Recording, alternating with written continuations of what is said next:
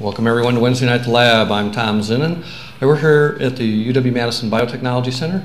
I also work for UW Extension Cooperative Extension, and on behalf of those folks and our other co-organizers, Wisconsin Public Television, Wisconsin Public Radio, the Wisconsin Alumni Association, and the UW-Madison Science Alliance, thanks again for coming to Wednesday Night at the Lab. We do this every Wednesday night, 50 times a year. Tonight, you can almost smell it in the air. It's my pleasure to welcome back to Wednesday Night at the Lab Jeff Sindelar, who's a professor in the Animal Science Department here at UW-Madison and the State Specialist in Meat for UW Extension Cooperative Extension. He was born in Howells, Nebraska, graduated from Howells High School, then got his undergraduate degree at the University of Nebraska in Lincoln in animal science. Then he went to Michigan State University to get his master's degree, and then his PhD from Iowa State University in Ames.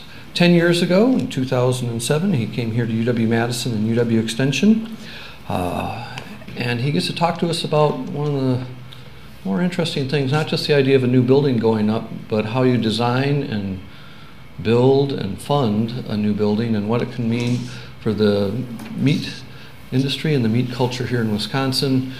Meat culture is pretty important to us because we want to be the first to the worst.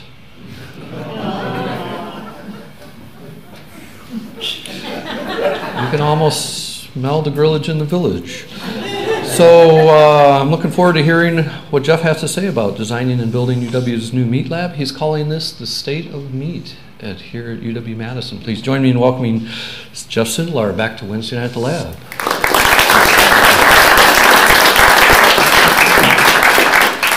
Good evening, everyone.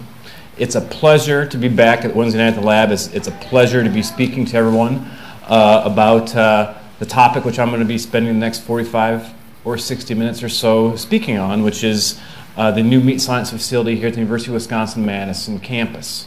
Couple reminders: if you could silence your cell phones, pagers, and whatnot, and also if you could hold your questions to the very end, that would be greatly appreciated, and we will have plenty of time to entertain and answer all those questions. So I should first start out by saying that this topic is more than just a building on campus. This topic is part of something much larger, something much greater. And I have been very, very fortunate through my career, through my life, to have a lot of doors of opportunity open, just as I'm sure all of us in this room have also had. The facility that we have on this campus is very different than the facility which we are working on building and which will be opening here in a short 13, 14 months or so. That facility and the possibility and opportunities of that facility is really what brought me here 10 years ago. If you would look at the universities which I have had a wonderful opportunity to spend 12 good years of my life, and then look in comparison to the facility that I started working in 10 years ago, each and every one of you would be scratching your head in absolute disbelief and confusion, wondering, pondering, questioning why I would take a position here at the University of Wisconsin-Madison. Once we get through this presentation, hopefully things will kind of start making sense, because this project, this building, this program has had a trajectory of getting to where we are going to be going in a year and a half, or shortly over a year with the opening of the new building, and many years beyond. That trajectory started well before my tenure here at the University of Wisconsin-Madison. So let's get into the presentation.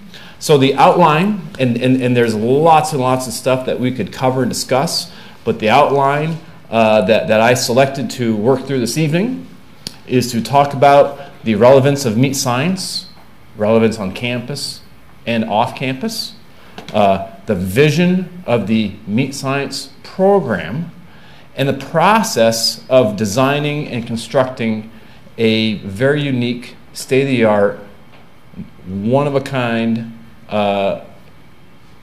forward-thinking facility. So a little bit about the meat industry and meat science in general. The meat industry is extremely important to the state of Wisconsin, extremely important to the United States of America. In looking at the different manufacturing industries in the state, the meat industry has been for some time a top 5 industry. It directly employs over 50,000 people, and there's an additional 70 or so thousand people that are indirectly affected or employed, tied to and associated with the meat industry. The big impact, of course, comes to the dollar signs. And the meat industry in the state of Wisconsin is approximately a $26 billion industry. So there's a lot of incentive to invest in the state. There's a lot of incentive to invest on campus in this discipline, this area. In Wisconsin, there are approximately 500 meat poultry processing establishments. This ranges from the very large, and it's kind of fitting that this talk is going on today and this week, because as everyone I'm sure in this room is aware, today was day 1 of the Oscar Mayer auction. Day 2 is tomorrow, and day 3 is Friday. But the meat industry in Wisconsin encompasses the largest of the large plants to the smallest of the smalls. And in total, there are around 500. Of the 72 counties in the state of Wisconsin, only 1 does not have a meat processing facility, and that is Iowa County down in beautiful southwest part of the state. This is our current facility. Address is 1805 Linden Drive on a beautiful summer day. It is almost picturesque, but this facility has been around for quite some time. The original portion of this building was built in 1930. There was a small addition in 1959 as part of a retention package for a faculty member. And in 1970, there was a third or second addition, I should say. On campus, our program started around 1930-ish, give or take a few years. And Dr. Bob Bray was credited with really starting up our program. Dr. Bray was a very influential individual, both on and off campus, very involved with growth of our program, very involved with growth of the meat industry in the state, and had a lot of political connection and prowess to really advance this area on and off campus. But some of the highlights of his career, he developed the first meat science courses. He assembled the first meat science faculty, of which started this lineage of faculty members who were trained here on this campus, and then spread their roots and set up in different states, and started many other meat science programs across the country. So the University of Wisconsin-Madison, in one sense, can kind of be considered a founding place for meat science in the United States, because many of the very influential faculty which started meat science programs in other states at other land-grant universities received a portion or all their education from this institution. He was the first president of the largest scientific meat science association in the world, which is called the American Meat Science Association. That very first meeting of that association happened on this campus, down at Memorial Union. And since the inception of that organization, there have been 10 presidents of that association that have UW ties. My predecessor, Dr. Dennis Beege, being the last. So what is meat science? Why is it relevant, and why should we care? Meat science has a lot of touch points on and off campus. It is involved with regulatory agencies through training, and many businesses through use of our facilities, our pilot plant, our research labs, and so forth. Impacts of biomedical science and engineering areas, as we will learn more about our tissue biology or our co-products initiative. Impacts safety of meat and poultry products, and the Food Research Institute is one entity here on campus that is heavily involved with our discipline.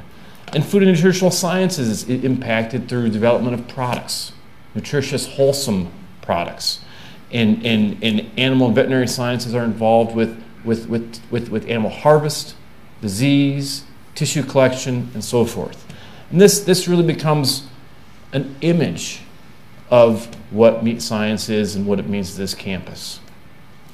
So let's now talk about the vision of our program. And the vision of the program, or also project, is fairly simple, fairly straightforward. We are interested in designing and constructing the best land-grant university meat science facility in the country, incorporating, and this is where it becomes very, very centric to UW-Madison, incorporating the spirit of UW and the needs of the stakeholders. This facility sits and will sit at the University of Wisconsin-Madison, and therefore it must be part of the community of the University of Wisconsin-Madison. In addition to this, we want to become leaders, of course, or continue being leaders in areas of teaching and facility design and BSL2 or pathogen labs. And we'll get more into what these three areas really mean. So with our goals and our vision, of course, we want to have and meet specific missions. We want to train the next generation of meat industry leaders with cutting-edge insightfulness and technologies. No one grows up to become a meat scientist. I did not. I grew up on a farm. I was planning on becoming a veterinarian. And then a door of opportunity opened, and a couple more opened, and here I am today. We want to support innovative research interests through interdisciplinary collaborative efforts on and off campus. We want to provide outreach education that fosters the production of wholesome meat products for the consuming public and supporting the economic development of the meat industry. There are a lot of individuals that will be using this facility in a number of different ways, which include faculty and staff, university students, visiting scientists, the meat industry, as well as youth, the future of the meat industry, the future meat and poultry consumers. So in keeping with the land-grant mission, we've established these cornerstones, which are extremely important, that must become a part of our program, all following the three prongs of the land-grant mission: teaching, research, and extension, or outreach. We want to provide education regarding the latter parts of animal agriculture. That is one of the huge purposes that we serve today, and will do so in the future and continue doing so. The meat science program is part of the Department of Animal Sciences, which conducts teaching, conducts research, as well as outreach on animal agriculture from conception to consumption. Meat science is the area where the animal moves from a living thing to something that is no longer living. Call that the conversion of muscle to meat, and everything thereafter. So that is the segment of the animal agriculture which meat science is responsible for. We want to conduct basic and applied research and disseminate science-based information to stakeholders. A couple of caveats, and the first one I've already alluded to, is that in keeping with the land-grant mission, we must align with the spirit of UW-Madison campus. And we must create flexibilities for future program direction or redirection. So this allows us to grow with the industry and adapt, adjust, refocus, realign, and so forth. During the design or visionary process for the facility, we identified 4 primary themes that this facility is going to pursue, and there are others, but these are the 4 primary, 4 significant themes. The first is meat production. So this is that muscle to meat conversion, that latter part of animal agriculture. So in this facility, there will be a inspected. In this case, it's called a federally inspected, because USDA inspectors, USDA employees, based out of Washington D.C., will be in our facility, making sure that the safety and wholesomeness and so forth of products is present and upheld. So we will have a federally inspected slaughter to package facility. So we will be slaughtering or harvesting animals, and then taking those animals and then processing them down into finished products. With the design of this part of the facility, we will have a tremendous amount of sanitary design, so how you create a hospital-like condition in a meat plant, as well as food safety flow, how you prevent cross-contamination, how you manage the bacteria that are on animals, on people, and prevent contamination or cross-contamination so that we can ensure food safety is upheld. Speaking of food safety, there is a separate isolatable biosafety level 2 facility, also known as a pathogen lab. This part of the building is designed for the sole purpose of understanding microorganisms and learning how to improve the safety of meat and poultry products. A third theme is human health and tissue collection. So one of the significant purposes that we serve on campus is providing a source of biological materials to researchers and others who are interested in anything that we can generate during the slaughter of the animals. That will continue in our new facility, and we will actually highlight that so it will encourage more scientists to use us as a resource for biological materials. And finally, the fourth theme is this area of value-added animal bioproducts. So the concept of this is how do we add value to the non-edible portion of an animal. When we harvest or slaughter animals, we remove the hide, the head, the feet, the internal organs, and much of that is underutilized. Much of it is discarded or disposed. But in those organs, in those components, in those parts and pieces, are biological compounds. So if we can identify, extract, quantify, and help market some of those compounds, we can add value to animal agriculture, and we can identify ways to help animals, humans, or who knows what other areas.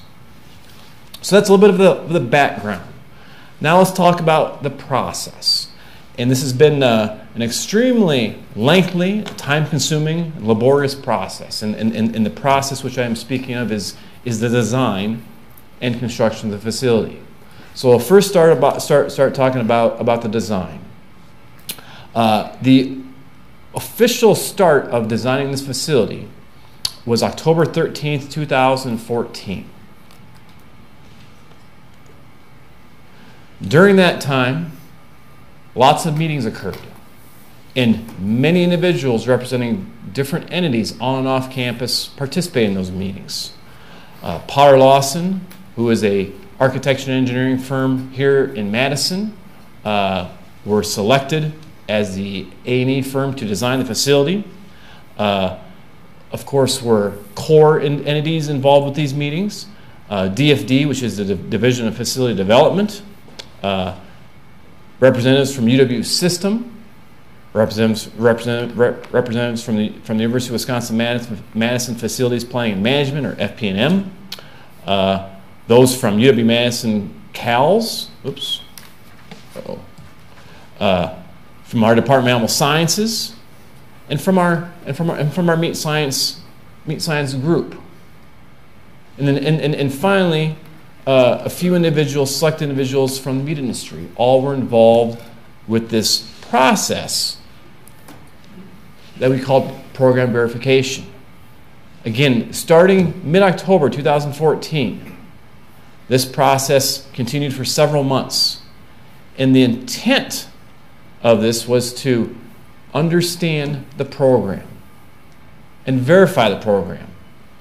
The program is the building, the total square footage of many of the rooms, and then the dollar amount for the whole project.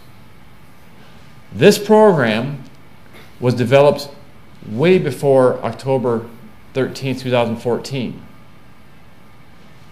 And it was done so because of the process to get this building approved on campus.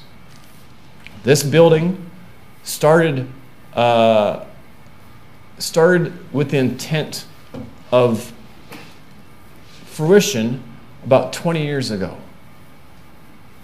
And because it's a state building on a university campus, which is partially funded by the state, partially funded by non-state or federal sources, so donors and fundraising and so forth, the process takes a little bit to develop.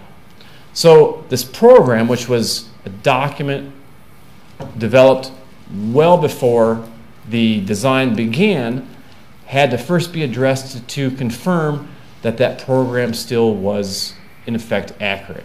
Meetings were designed, weekly meetings, and they were 3 days per week. Day one was simply meeting with the steering committee, which is a small subset of individuals, to work through top-level design discussions, followed by 2 and 3 day working sessions to get in the weeds, talk about the nitty-gritty.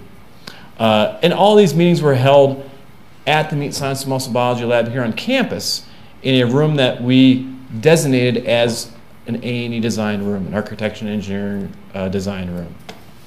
Meeting number 1 was goal setting. And the goals included both visions and missions. To be a world leader, to train the meat industry leaders on cutting-edge technologies, to provide outreach education for the production of wholesome meats for meat industry economic development, to generate, disseminate knowledge, and to support interdisciplinary collaborative efforts. So many of the same visions that were identified some time ago now became the project visions and missions. This is what the program looked like on mid-October of 2014. So, rooms, assigned square footages of those rooms, and what you don't see is the total cost. So during this process, we went through each one of those areas and talked about what functions were going to be occurring, what activities were going to be occurring in those areas, and were they the right size? Were they too large? Were they too small? Did they need to exist? Did we need other rooms? And we used a process to really help identify how we're going to be using this facility and what were the possibilities of the different areas by a process which I called input or information dumping. So through all these meetings, we had specific goals from each meeting and invited different individuals that had different areas of expertise to the meetings to talk. So I served as the point person representing our department to help guide this process, and I would invite different individuals based on different topics that we were discussing to come and join us at these meetings. And I would ask them at the beginning of the meeting, could you make some comments about this? How would you see yourself using this facility? How would you see yourself using this room? What things do you need? Facility, lighting, floors, equipment, other utilities, etc. And oh, by the way, dream big.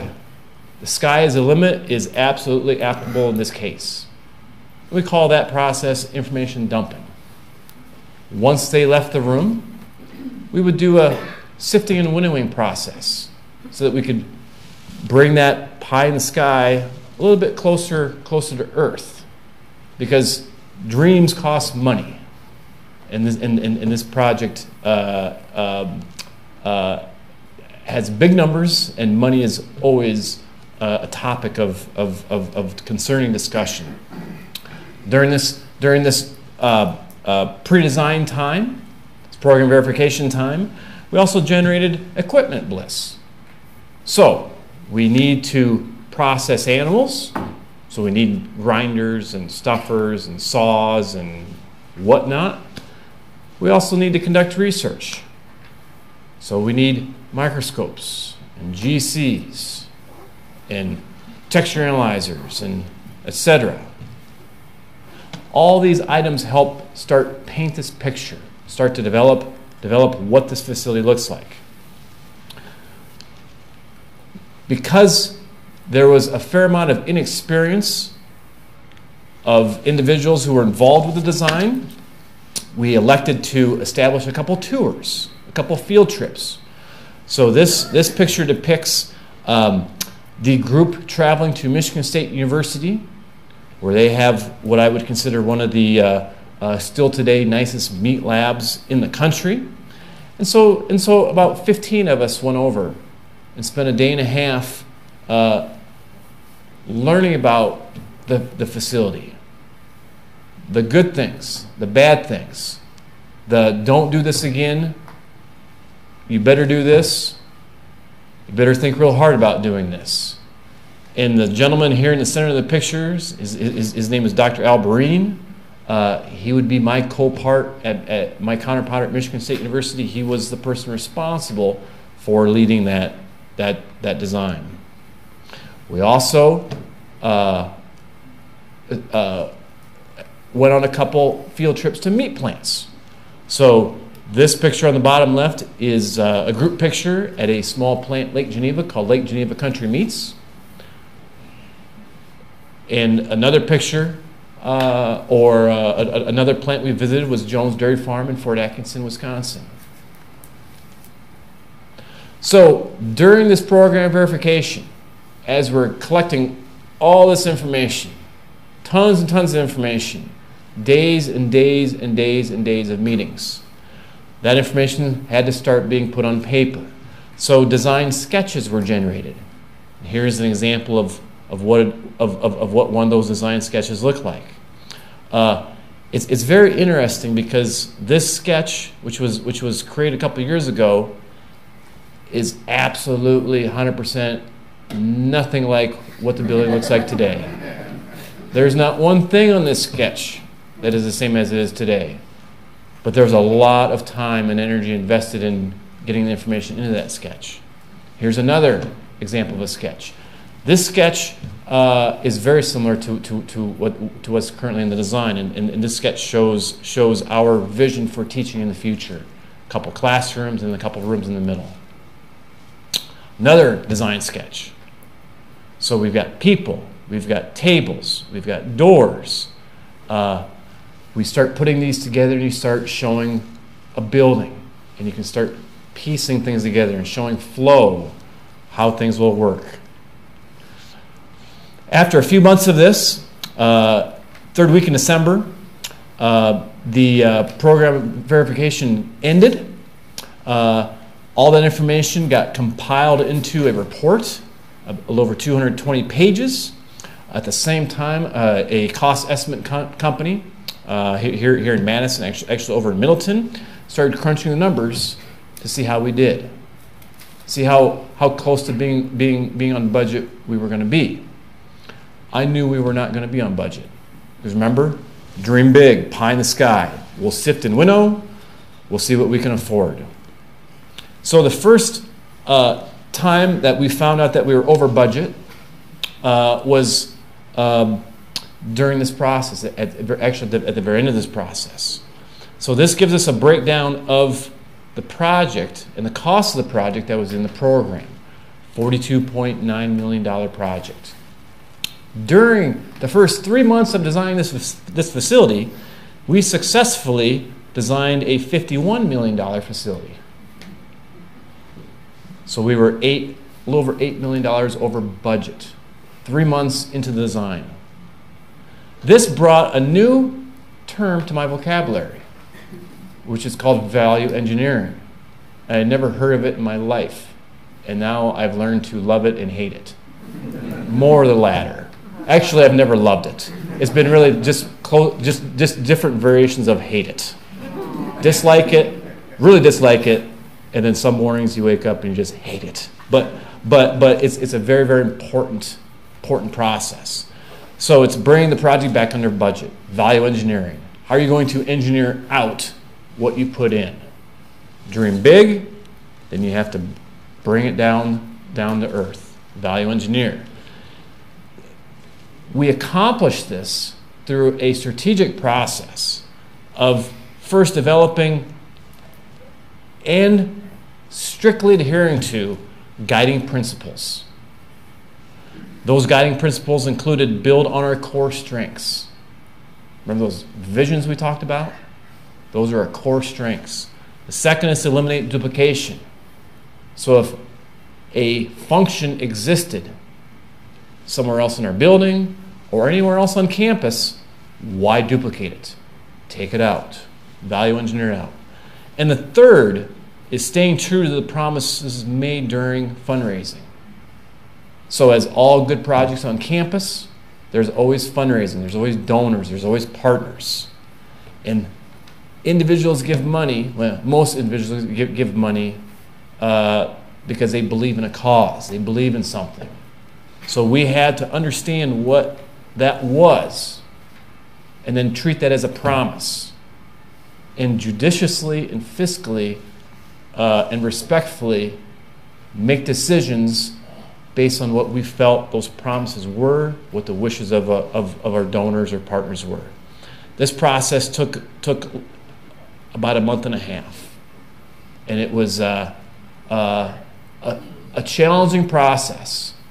And by golly, we made it. And through this process, we've tried to have a little bit of fun. You'll see this as a continuing theme. So we went and got a cake. What you can't notice real evidently until I point out is this little area right here. That's when my, at that time, 4-year-old son fell into the cake while we were at Sam's at Costco, and it was in the shopping cart, and we had to do a little bit of damage control. But it was definitely a time for celebration. This then gave us the green light to move into what's called the 35% design phase. So this is design the facility up to 35% completion. 100% completion is everything is 100% ready to go. Here's the drawings, go build it. First phase is getting up to the 35% level. And this lasted from March 2015 till October 2015. Workshops and working sessions, all led and organized by Potter Lawson A&E firm, and many meetings. However, much of those meetings were less info dumping and more info refinement. So the same individuals, plus more, were brought back to have discussions, say, we can no longer think pie in the sky. This is what we have. This is our hand. This is our deck of cards.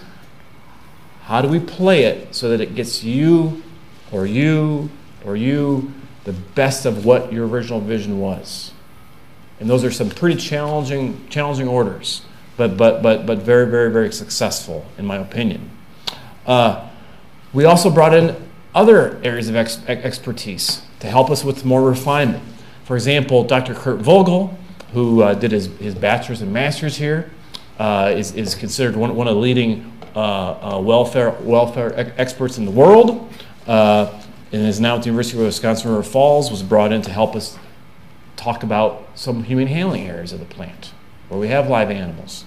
We had some individuals from the industry that had very specific skills and knowledge that we utilized to bring in some expertise to refine the project. While that was going on, we had to start taking these blocks of the building and start putting them together. So this is a schematic floor plan, I guess you could call it that, of different areas of the building. So the abattoir is our kill floor, processed meat, fresh meat, poultry. I think these are classrooms, I'm not sure. And then our BSL2, which is our pathing lab. And this is Linden Drive. This is Observatory Drive, of course, as you can see. The building doesn't look anything like that now. As these discussions continued, as we started creating more of a direction, more of a refinement of this process, we started adding more detail, more rooms, and then start organizing those rooms in some type of logical way where it allowed us to address that process flow, preventing cross-contamination, those types of areas. And then as we continue through those meetings towards the latter start of the 35% design, you can start seeing it the schematic floor plans start looking like schematic floor plans. They start looking like the layout of a building. So this area is our BSL2. This bluish area is our USDA inspected area. Kill floor and meat processing. Green area are classrooms, conference rooms, and then the area up here is lobby and other public space. Second floor, offices, research labs, mechanical, and so forth.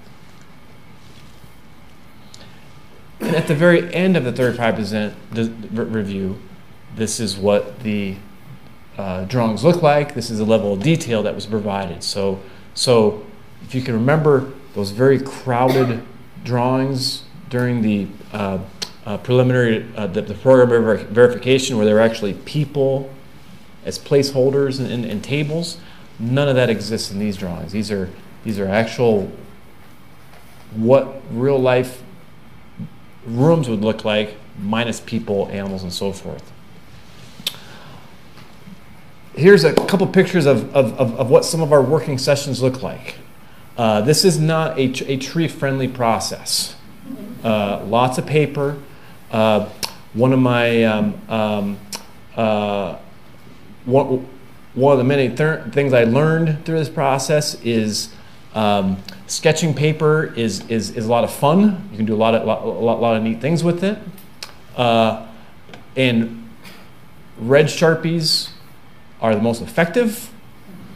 Yellow Sharpies send a little bit of a softer message.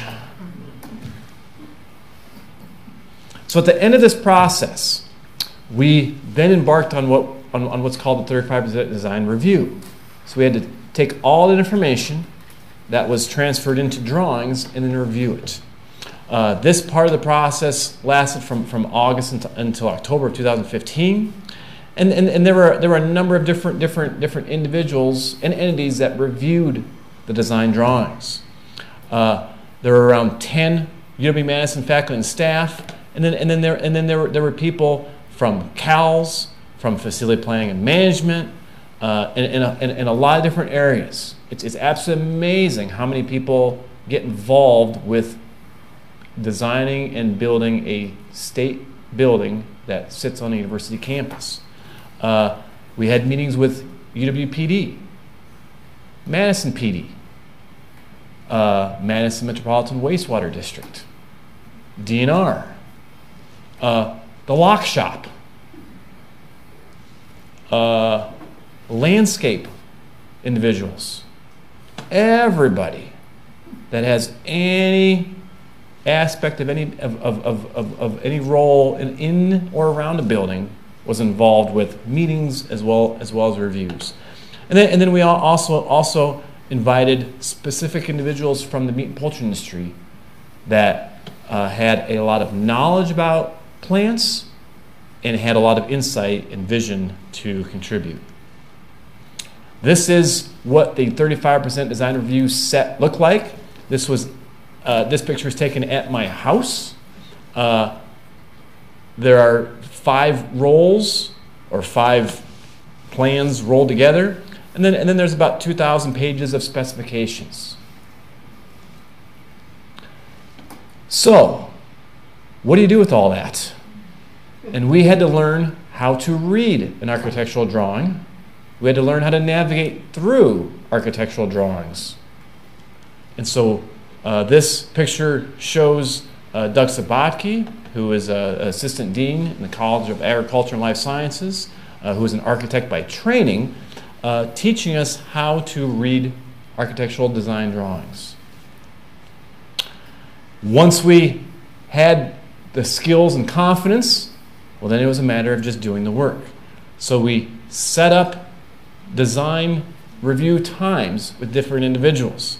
This gentleman represents the meat industry, actually works for Kraft or Heinz 3G or Kraft Heinz, but spent a lot of time working for Covance Labs here in town and Oscar Mayer before then. Tremendous amount of microbiology experience. These two individuals in the background work on campus as microbiologists. So they were reviewing some of the microbiology areas of the building. And we have the drawings as well as the specifications and a whole pile of red Sharpies so that they could make some comments. This was my set in the basement of my house.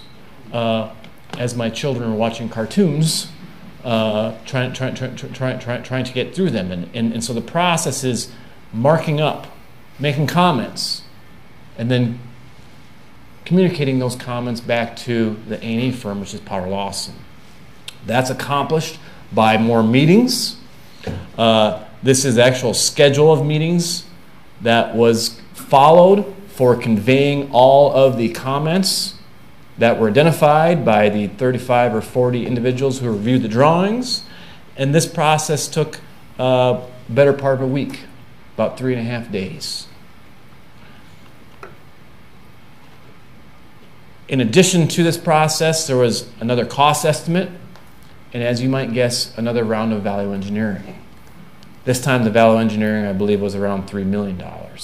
So a little more sifting and winnowing, but not quite as much as the $8.5 million that we had to do during the first value engineering process. So as that was going on, we continued pushing and plowing forward towards the 100% design. So getting the drawings completely completed. That process or that aspect took place between November 15 and August 16. So it took quite some time. And some of the highlights of that process or of that time period, and it's essentially the same process as I explained for the 35% design process. But some of the highlights during that process was the State Building Planning Commission had to approve the building, be comfortable with what was being designed. We also found the need to bring on board a meat industry engineer to help us further our design and work with the architects and engineers who were putting all this stuff together. So basically, this individual became our interpreter. I'm a meat scientist. I know how to cut pork chops. I know how to slaughter animals. I know how to make hot dogs. I do not know what the coefficient of linear expansion for insulated metal panels that are 16 feet high and 4 feet wide are. But this individual who we were able to bring on board did. And because of that knowledge, that expertise, we were able to really get very technical in this project and for this building. A lot of intensive design work continued to occur. During this phase, with the guidance and help with this facilities engineer, we generated a lot of spreadsheets, basis of design documents, if you will, that included a lot of specifications. this is what that linear expansion coefficient can be, and it can be no more, as an example. And we also went and visited meat plants for specific reasons. I've had the opportunity to be on the rooftop of Johnsonville Sausage 3 times for no other reason other than to get a closer inspection of their air handling units. And we've done that, and we did that multiple times for specific questions that need to be addressed. We also, or the project also worked on branding and marketing of a retail store, which is going to be part of our new building, and a marketing firm called Swink here in Madison was brought on to help name our retail store, as well as develop the branding schemes in that store. And I'll show you a couple pictures of that here in a moment. So here's an example of some of the spreadsheets that we created. And this is very small font for a very specific reason. They were big and intensive. This lists all the rooms, and there's about 120 rows of rooms. And each of these rows includes specific information, engineering-driven, engineering-based information to help us design a state-of-the-art facility. Nothing close to being equal in the country now, or probably for quite some time. These 2 documents, basic design documents, were designed. They're a little less intensive, but still very, very important. This document identifies where door formers are going to be placed. So you walk into a building, you want to control the bacteria that are in your shoes. The meat and poultry industry likes to use what are called door foamers, which are basically soap foamers, jets that spray soapy solution on the floor that have antimicrobial in them. Each of these arrows identifies where those door foamers are, and the direction signifies what direction the foam is going to be shooting. This document outlines all of the cleaning chemicals. So it's a sanitation equipment and chemistry plan. All of the detergents and sanitizers that are being used throughout the facility and their properties. What is their pH? What is their corrosive nature? Etc., etc. At the end of the 100% design, this is a delivery that was made to the meat lab. Each one of these rolls is a design set, which includes about 500 pages of drawings and that couple thousand pages of specifications. And that arrived at the meat lab on July 2017. And then just as the 35% design review, the same process occurred. So post 100% design, some of the more significant, perhaps more interesting events, we had a chance to do value engineering again. So this is what I'm starting to hate it, right? Different levels of dislike. But the number was smaller. I think at this point we're about $1.5 million over budget. Jeffrey, you mentioned 2017. Did you mean 2016? And also on that one, you mean 2016 selection of contractors? Yes, I meant 2016. Okay, thank you. This is a typo. Thank you for catching that. The design drawings were being converted to bid documents. So this is fall of 2016. And in August, per state requirement, the documents were available to any of the general contractors in the state that wish to place a bid, as well as subcontractors. In the fall of 2016, we held a groundbreaking ceremony, and then later in the fall, so November 2016, there was a selection of the contractors, both the general contractor as well as the MEP, mechanical, electrical, plumbing, so the subcontractors. And then for all of us, it was a little bit of a chance to take a breath, because all that was going on, There's nothing more design, per se. A lot of that really slowed down for a few months. So we had this groundbreaking ceremony. And again, we try to have a little bit of fun with this project and make things kind of unique.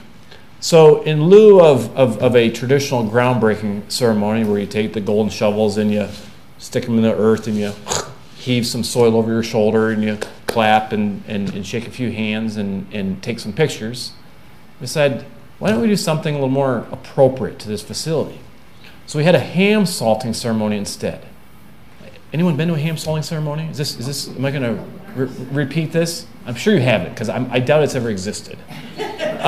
So this ceremony was held on campus over at the Dejope Residence Hall, beautiful facility. This was a table arrangement during that ceremony. So we had a meat scoop, which was engraved, of course, and then they had this little sanitizer pen, right? Food safety. So you can scoop your ingredients for making sausage, and then you can sanitize your hands when you're done. Each table had an adornment of a rose. That rose is a bacon rose, completely edible, 100% edible. And then during this ceremony, we had a luncheon. And of course, we had to serve meat, right? Like, we're kind of committed. So we served summer sausage and beef snack sticks and Braunschweiger, pepperoni, barbecue beef brisket, and some Bavarian-style bratwurst, all manufactured at the University of Wisconsin Meat Lab. And then we salted some hams. So this is the actual process of salting a ham. We had 6 hams that we salted. Chancellor, Dean of the College of Agriculture and Life Sciences, Secretary Ben Bransel, and then one of our distinguished industry counterparts, Dr. Chris Salm. They were the first group to come up to the front of the room and salt a ham. So this is the hind leg of swine, hind leg of pork on this beautiful custom-made display, a pile of salt, and we rub the ham with salt, which is exactly how the Spanish and Italians and others that make prosciutto or Parma or jamon iberico or any other style of dry cured ham. Those hams, after they were rubbed, were brought back to the meat lab. And we started the dry curing process. And then in January, when the construction began, we gave half those hams to the construction company, to the general contractor. So in the construction trailers, as you drive by or walk by the construction site, there are 3 hams hanging in those trailers, because we have a little friendly competition who can dry age and make a better dry cured ham. Those hams will be sampled, consumed during the grand opening ceremony, because the dry aging process for dry cured hams, as we all know, ranges from 6 months to 3+ years. The standard is the minimum standard in Italy and other parts of Europe is like 6 months. Where are those hanging?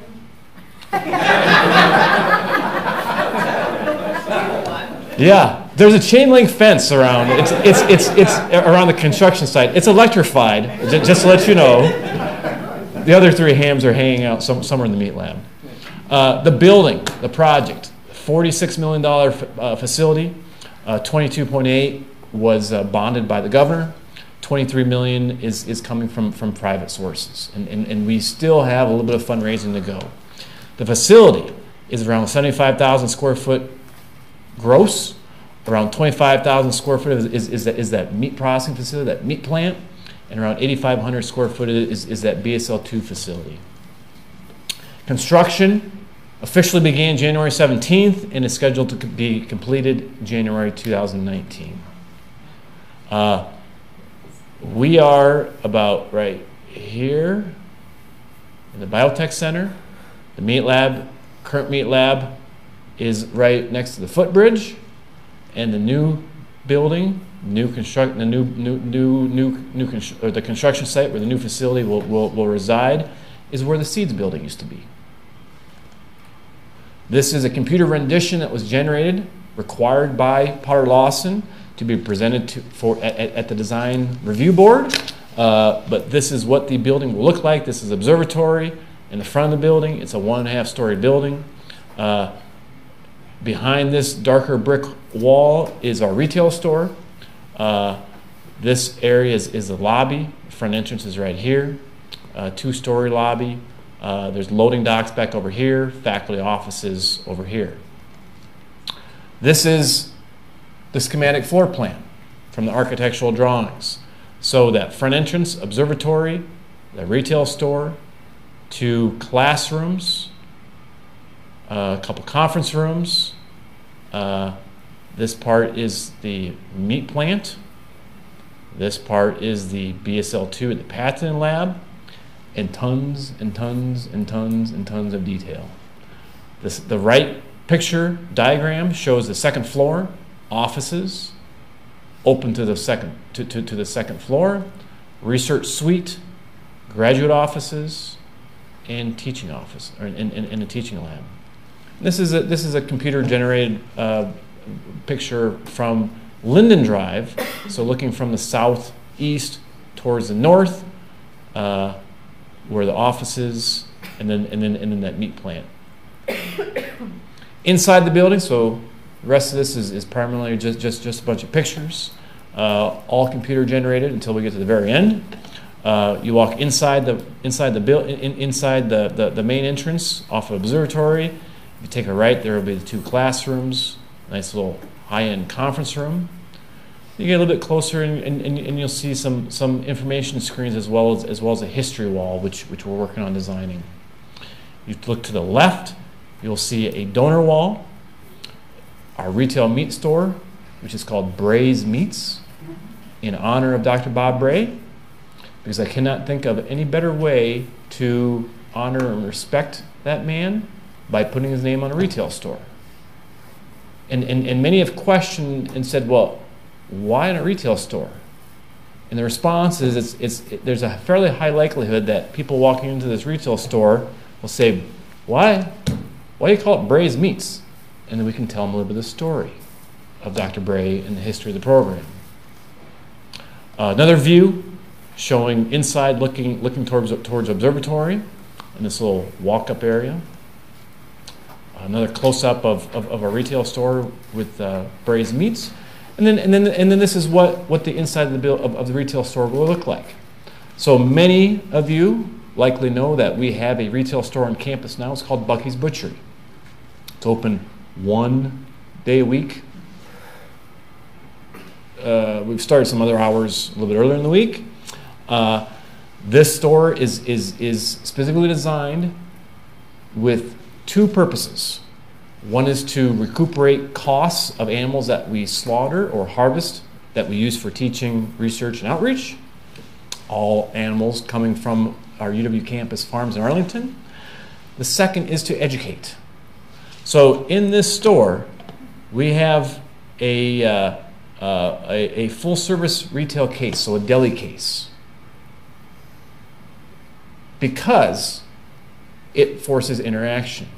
So when everyone in this room comes over and visits in the spring of 2019 and you're asking for 2 pork chops, hopefully you might also be curious and ask a question about some hot topic that might be going on about meat or poultry, impacting safety or wholesomeness or some new cut or human health. Here's some of the branding that was created through marketing from Swink. So you can see Braised Meats. This is behind this on the back wall. So it has this white subway tile, which is very butcher shop-esque, especially in Europe. And then labels and stickers and freezer paper and array of other things. On top of the retail store, there's a little bit of a lounging area, if you will. And then I'll go through some of the unique areas of the building briefly to kind of highlight some of the vision and how we're trying to be forward thinking. So one of the questions, or one of the challenges that we posed at the very beginning of this project was, how do we teach meat science of the future? How do we educate young men and women in a way that hasn't been done before? This is our response to that challenge. 2 classrooms. In between these classrooms are what are called demo coolers. Those are meat coolers where you can hang carcasses or make hot dogs under refrigeration. And if you're in the classroom, this is a view that you have. So in front of the classroom, that's what separates the classroom and the cooler, are large panes of glass and a whole bunch of technology to connect students in the seats with lecturers or instructors in the cooler. Refrigerate the meat, not the people, is the concept. This is this BSL-2 pathogen facility. So the concept is to bring in pathogenic bacteria and infect or inoculate meat with it, and then do a series of testing, whether it be adding ingredients or cooking or some other type of preservation method to determine if it's an effective way to improve food safety, as an example. This is the section that shows this meat plant, which is a separate part of the building from this. So we have our abattoir or our kill floor, carcass coolers, room for cutting or breaking down carcasses, so making pork chops and beefsteaks and so forth.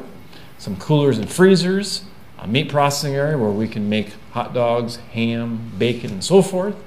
Some areas that we can do some cooking, and some areas that we can do some packaging, storage, slicing, and so forth. We also have some other areas for handling poultry, equipment, offices, and so forth. This image shows the second floor, which is this research suite. Many researchers working in a large room with some surrounding rooms for very specific reasons and purposes. And then offices to support this work. This is what the construction site looked like pre-January 17th. So this was the old Seeds building. This is what it looked like around March 2017 when the Seeds building was removed. This is what it looked like last month. The meat lab. And this is what it looked like a couple weeks ago. North side of the building, so this is observatory. South side of the building, this is Linden. Here's the National Forage Center. All of this plywood is preparing for pouring concrete. And actually tomorrow is going to be the very last concrete pour of the roof. We created a website a few years ago to document the process and help keep people involved who are interested in being involved in the project. The website was created first as a timeline. So this is done in reverse chronological order. But at the very beginning, you can see, may not be able to show this.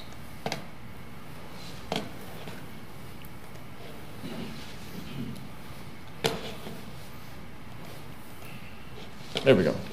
At the very beginning, so here's the chronological order of the website. So where there were highlights, little milestones, here's some tours, here's some laying out the rooms, more tours, cake. We've tried to document that. Yeah, here's one of my trips to Johnsonville Sausage on the Roof. And then, if you're interested, you can go to this website, learn more about the project. Probably what's maybe of most interest to individuals are the construction photos link.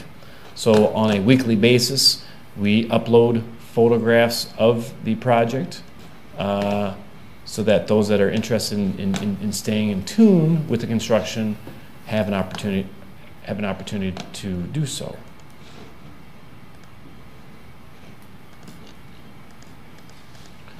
And now to the most important slide of the presentation. Any questions?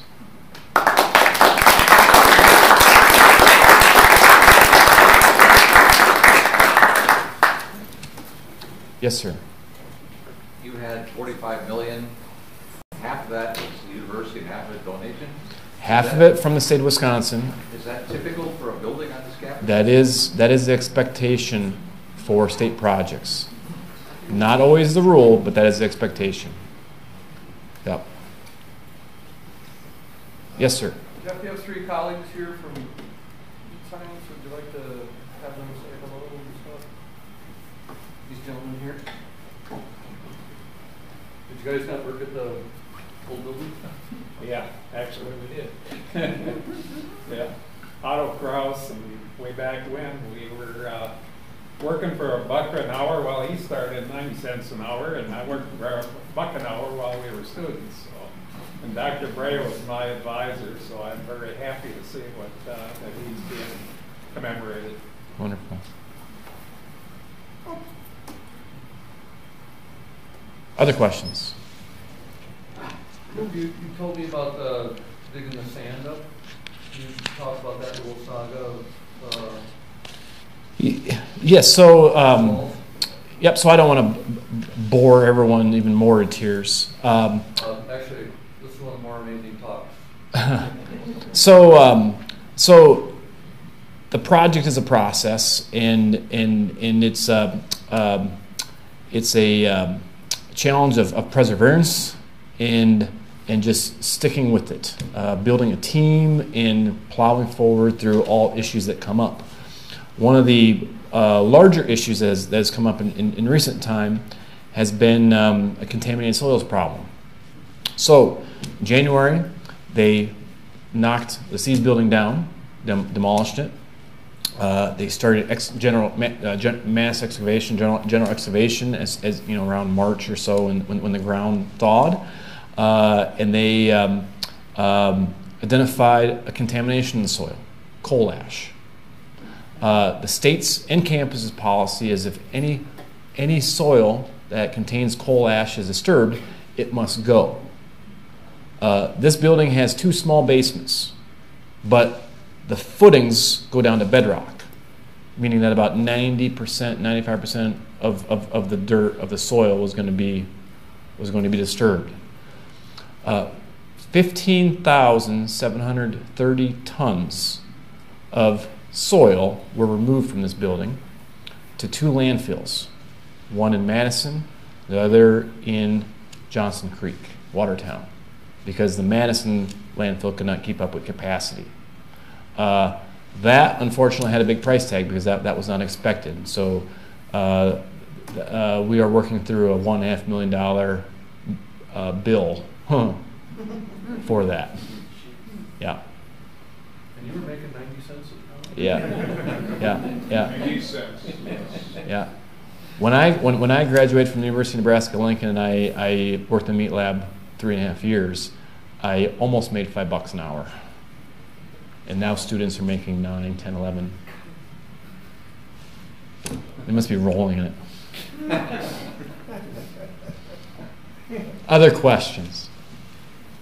Yes. I have a question about maintenance and who responsibility is this? Just a general question. When this thing is all built, you're going to have a lot more money being used for maintenance and upkeep, and blah blah blah, whatever else goes on in here. Yeah. How is that budgeted, or what goes on in that? So the question is about maintenance. How do you pay for it? And you're absolutely correct. It will be a huge undertaking. Campus, so FP&M, Facilities Planning and Management, they provide some maintenance, but a lot of you know, like filters for HVAC and so forth. But a lot of the ongoing maintenance to light bulbs and all that. That's all on the responsibility of the building owners, of the users. So we have to absorb that, we have to pay for that, and we have to generate funding revenue to accomplish that. Yep. Currently, our facility has a lot of maintenance issues, but it's a small facility, we have a few different sources of revenue. One of our best sources of revenue, I guess if you classify it that way, is we rent our facility out to companies to do research and development work.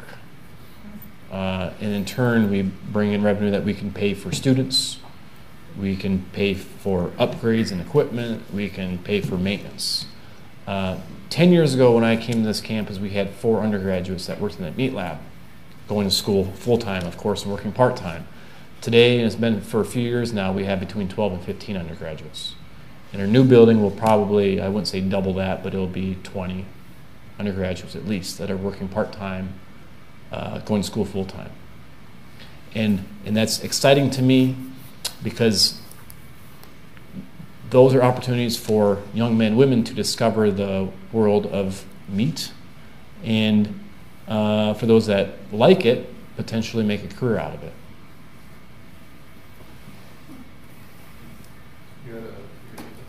Yeah, this is a really expensive project, and there's a lot of private money coming in, and a lot of this is from industry. So my question is, how do you determine what research and facilities are needed by these large meat producers that have a lot of money to donate to the project versus the smaller meat producers in the state? Yeah. Are you doing work for them or for the large producers, or how do you split that balance of who you're serving? Yep. So let me preface that response a little bit. So I'm an associate professor. I've been here for 10 years, a little over 10 years.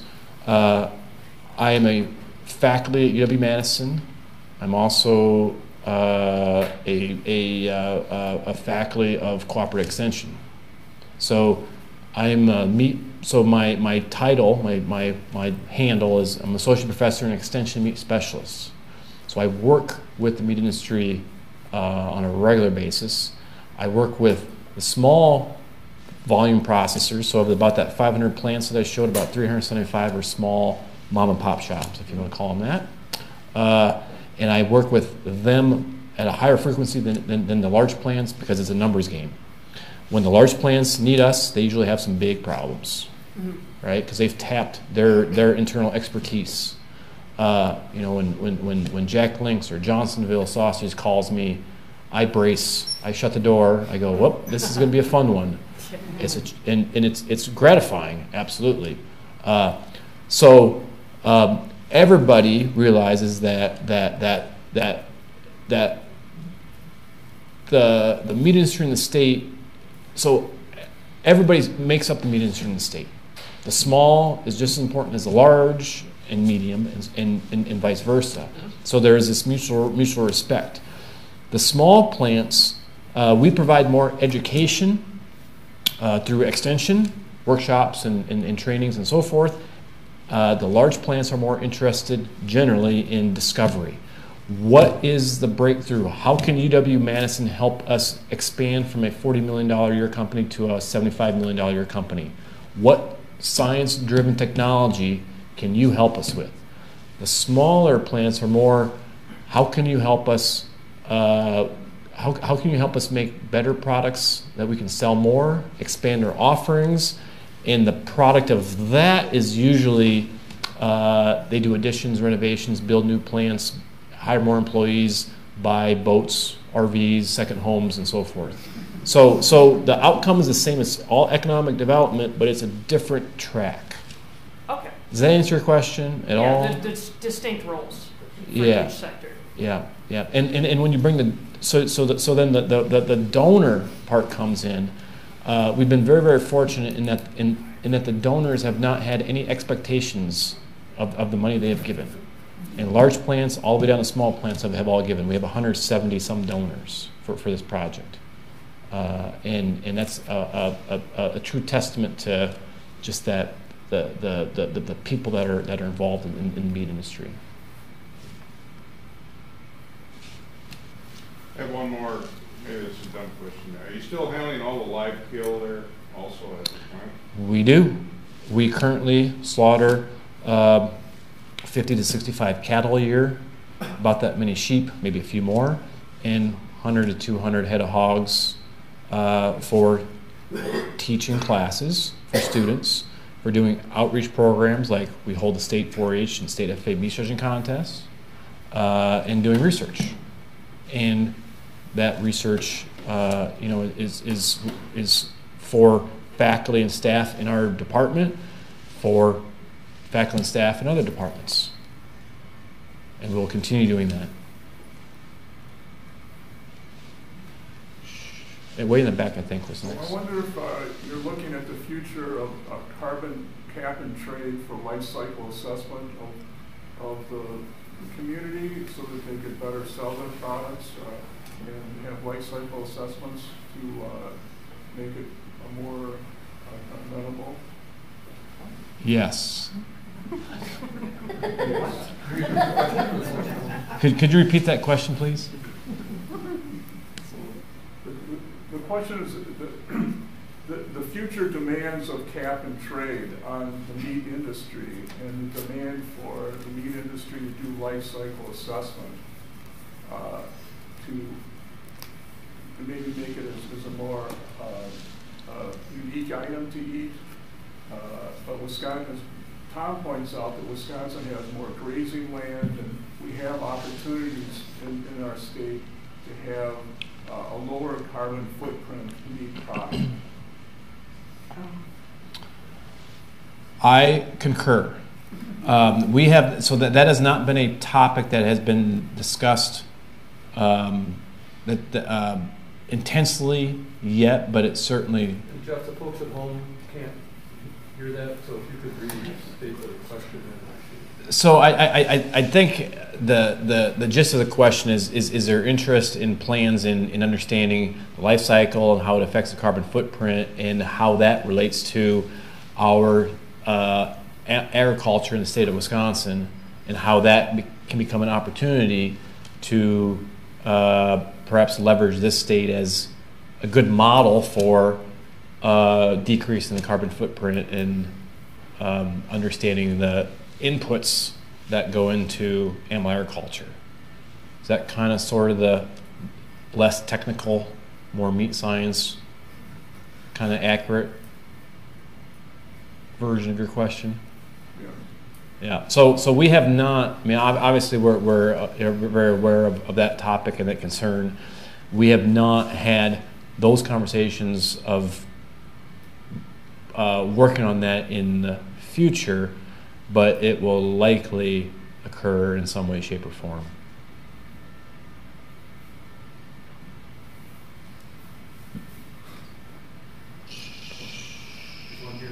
Sure. You showed in one of the layouts a brief area that said poultry, but you didn't comment. Do you actually slaughter any poultry? We will be, yeah. So the question is, will we be harvesting poultry? And yes, we will be. Yeah, we have a poultry is, so I didn't comment on it because just in lieu of time, but red meat, beef, pork, and lamb, as well as poultry, the poultry facilities are separate because they are treated separately by USDA regulations. Yeah. Are the animals all Wisconsin? 99% of the animals that we harvest come from Arlington, from the University of Wisconsin farms. Yeah. Yes? And a follow-up question from your previous talk, you talked about irradiation. Are you going to have those facilities at this new building? The question is, will we have irradiation facilities in this new facility? And we will not. Primarily because of the cost, the capital to have those facilities. During my time at Iowa State University, they had a radiation facility, and it's a fairly expensive system. Some of the highlights some of the unique aspects of our facility are the classrooms, so the way that we're teaching. We have a CO2 stunner in a red meat kill floor, which no other meat science program has. The BSL-2 facility, that Patton lab, so that is a true all under one roof facility. It is completely separate from the rest of the building. That building has 2 addresses: 1930 Observatory, 1933 Linden Drive. And the Linden Drive is the BSL-2 address. The Observatory, of course, is the USC address. Separating those 2 facilities, the BSL-2 and the rest, is a 23-foot high poured concrete wall with 0 penetrations. And the BSL-2 facility has its own utilities, its own system, its own drain, its own. The only things that are shared between the 2 are what are required to be shared, which is water, steam, and electricity.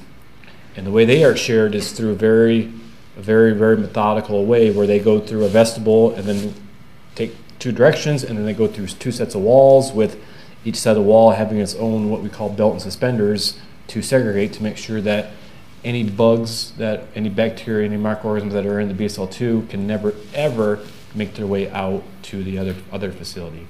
So what kind of backup diesel generator for electricity do you have to have for that facility? It is a backed up diesel generator, which is on the roof, and we had to, and you can't run the whole facility off of it because of the load.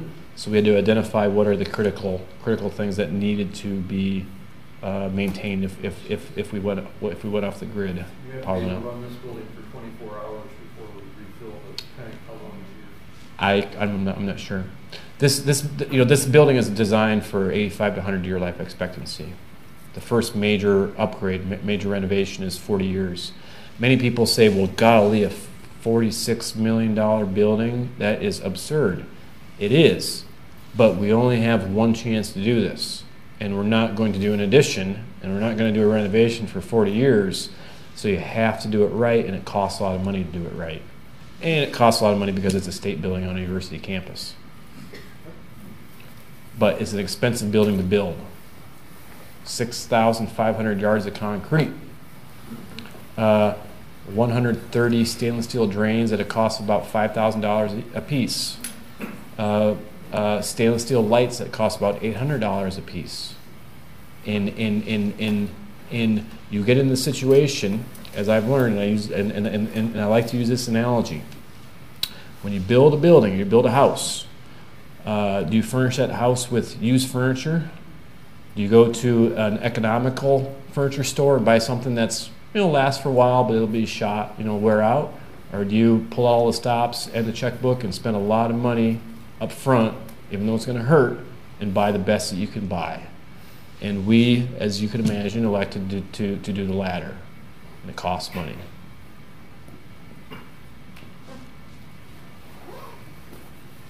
Thank you. Yes, ma'am. You mentioned that Michigan State has a good facility. Yeah. What would you say are the major ways that this facility here is better? Yeah. It'll be no comparison. So there was 15 of us that went over to look at that facility. Cost of project about $25,000. Money well spent. Learned a lot. Everybody wrote notes like crazy. That building was built in 1997. I went over it. No, 1994 it opened. I went over there in 1997. 1999 as a graduate student. The building had no budget. Build. Every room. The building was built with the intent for teaching. So every room could hold, nearly every room could hold at least 25 students. Big, massive, beautiful facility with no budget. After we spent a day and a half and $25,000, we came back over here. We debriefed at our current meat lab. And I said, if we build that building, we will fail. This building must fit on this campus.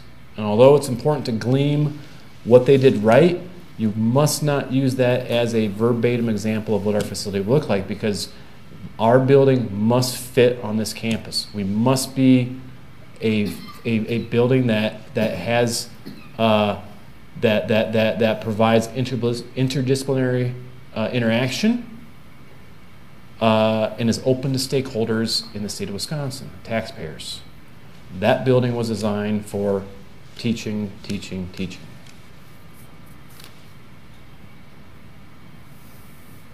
Can I ask about the food science, animal science interaction? What kind of crosstalk do you have between the folks at Babcock Hall, that's the dairy plant, with the food folks there, and potential for value-added artisanal meats and other? Yep. So the question is, what type of collaboration have we done and are we doing with food science and specifically Babcock? So all sausage that we sell at Buckys Butchery that has cheese comes from Babcock. We do some other things. Any ham, turkey breast, some other items, pastrami, for example, that's sold in Babcock is made in the meat lab. We do a lot of collaborative research together. We do a lot of collaborative activities.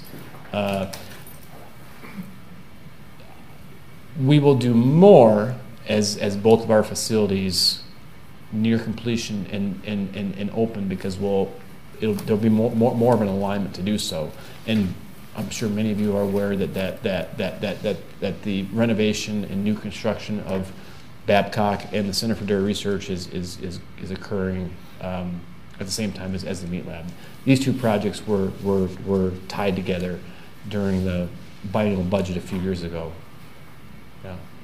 And to follow up on that, they've got the master cheese maker thing at Babcock, and you have something similar with? I have a similar program which is called the Master Meat Crafter Training Program, which is a 2-year program walking through meat production through a series of workshops or short courses, mentoring, research, project development, and so forth. Yeah. Do you need any volunteers to taste test? I always need volunteers. I'll lay down my body for you. I wanted to ask about Braised Meats. Yeah. At your current rate of animal harvest, Yeah. will you be able to have the store open more days? Will you have stock to be open? Yeah. Do you have storage space? Yeah. So the question is about Braised Meats and ramping up hours, amount of product available, and so forth. So we will be open 5 days a week, and probably sometime at some point maybe 6 and maybe even 7, but similar to what Babcock is. Definitely open more than 1 day a week, or actually more than 4 hours a week. We will not have the ability to produce enough product internally to supply the store, so we will be buying product from a local purveyor purveyor or two here in Madison, and then running that through. We've also had some ideas about working with donors and partners and having some of their products from time to time featured in our facility as a way to just spread the great products that are produced in the state to more people, and have that educational, that unbiased academic point. But currently we are not able to meet demand or supply, or the demand with the supply of animals that we harvest. Yeah. This may come as a surprise, and the gentlemen who worked in the meat lab know this very well. We lose money when we kill animals in meat labs. There's very few meat labs that actually make money slaughtering animals, because it takes a lot of people, a lot of hours, and we don't have a skilled workforce, and we buy too high and sell too low. Adam Smith is calling. Yeah. Any other questions? Little insider information for you. Don't buy stock in the meat lab for retail sales. I said about this is to me one of the more extraordinary talks we've had in 12 years here, because it's so insightful into what it takes, and I really appreciate you giving. You're welcome. You're very welcome.